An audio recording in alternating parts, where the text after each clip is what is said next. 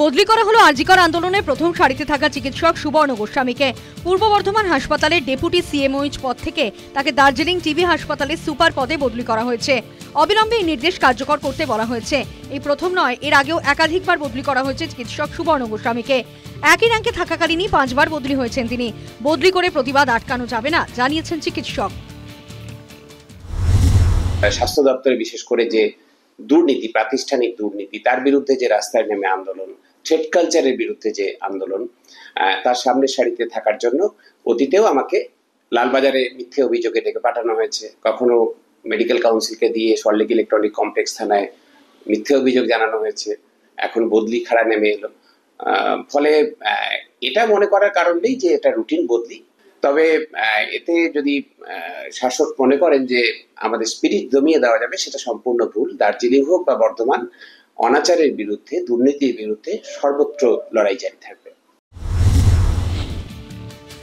আরজিকর হাসপাতালের আন্দোলন থেকে শুরু করে একেবারে প্রথম সারিতে ছিলেন সুবর্ণ গোস্বামী। দুর্নীতি, থ্রেড কালচারের বিরুদ্ধে সরব হয়েছেন। সে কারণেই কি এই বদলি?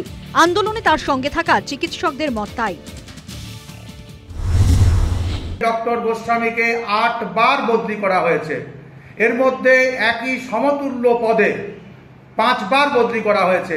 এর মধ্যে 7 বছর তিনি উত্তরবঙ্গে চাকরি করেছেন।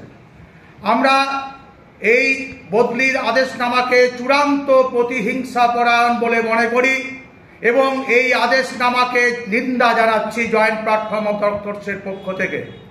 আমরা দাবি জানাচ্ছি এই আদেশনামা অবিলম্বে বাতিল করা হোক। তিনি ছিলেন বর্ধমানের সিএমও, জয়েন্ট সিএমও। সেখান থেকে ওনাকে দার্জিলিং টিবি হসপিটালে একটা ডিমোশন যাকে বলে, তা সেইভাবে ওনাকে পাঠিয়ে দেওয়া, ট্রান্সফার করে দার্জিলিংয়ে পাঠিয়ে দেওয়া হয়। ভয় পেয়ে গেছে যদি আন্দোলন আরো তীব্র থেকে তীব্রতর হয়, সেই জন্য আগেই আন্দোলনকে দমিয়ে দেওয়ার জন্য এই ঘটনাটা ঘটে। সরকার আন্দোলনকে ভয় পাচ্ছে, সরকার যে এর সঙ্গে জড়িত আমার মেয়ের মৃত্যু, মারার মৃত্যুর সঙ্গে, সেটা এখানে প্রমাণিত হল।